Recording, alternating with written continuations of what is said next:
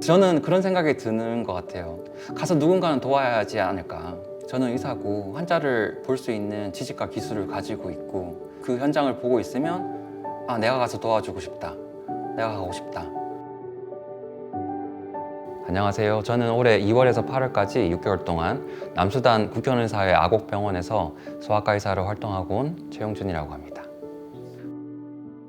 남수단은 수단으로부터 독립된 지 10년 된 아주 신생 국가인데 영토 분쟁이 아직 끝나지 않은 아비에이라는 곳의 아곡이란 마을에서 환자들 진료와 현지 의료진 교육에 참여하고 왔습니다.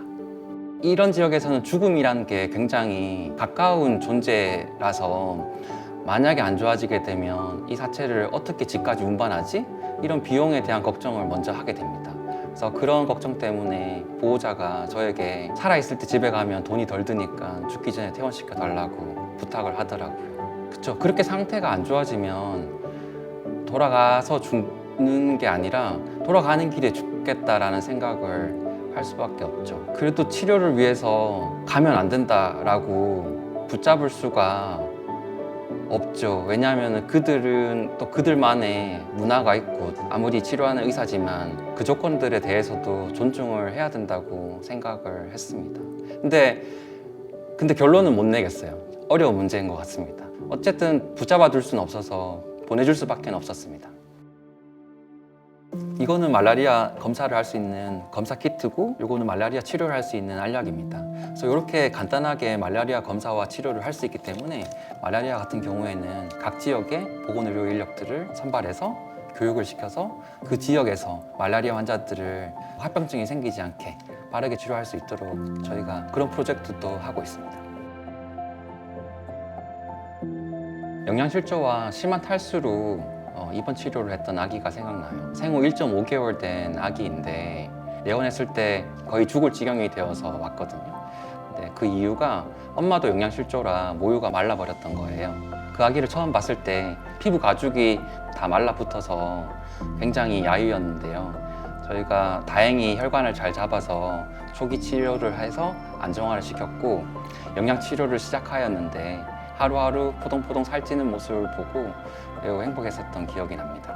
서로 우리가 언어가 안 통하기 때문에 어떻게 의사소통을 언어적으로는 할 수는 없지만 그들이 활짝 웃는 모습, 고마워하는 표정을 보면서 보람을 느끼는 경우가 많았고요. 환자들이 좋아져서 퇴원을 할 때는 저도 기분이 좋고 내가 좋은 일을 했구나 라는 생각도 들지만 내가 이 자리에 있어서 이 환자를 봤지 사실 다른 지역에는 제 도움의 손길을 미치지 못한 다른 환자들 훨씬 더 많을 텐데 그 환자들은 어떻게 하지?